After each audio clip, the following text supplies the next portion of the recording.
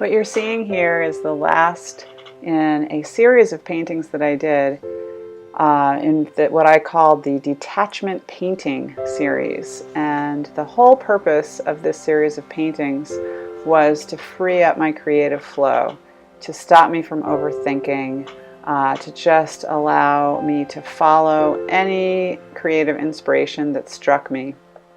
And the key component to allowing that to happen, or helping facilitate that, is that this painting series was all designed to paint a lot of paintings in consecutively, one on top of the other. So because of that, whenever you were painting anything, you realized that the next day or that night, whenever you painted the next painting in the series, you were just going to be covering up what you created. So why not try your ideas? Why not just use this particular color, or change the position of the eye, or scribble something out, or throw paint at it, or spray it with water? Whatever struck me, I tried it.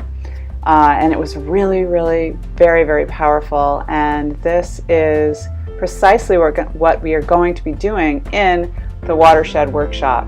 So if you're feeling stuck creatively, if you tend to overthink, if you tend to be a perfectionist, if you feel like your paints are precious and you don't want to waste anything, and you just feel sort of locked up and frozen, then this workshop is going to help you find your creative flow. Another thing that I find with workshops that I teach is that whether the people who come to these workshops feel like they're artists or not, they receive the same benefits. So that freeing up, that self-expression, that flow that they find, moves into every area of their lives. So if you're attracted to this but feel like, oh, but I'm not an artist, this isn't really for me, don't let that stop you. Come experience this amazing, amazing transformative workshop that will make you feel free in so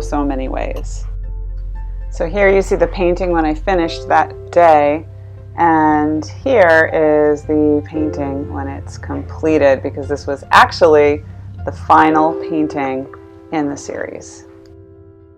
So if you are feeling called to be here for this workshop, I look forward to welcoming you.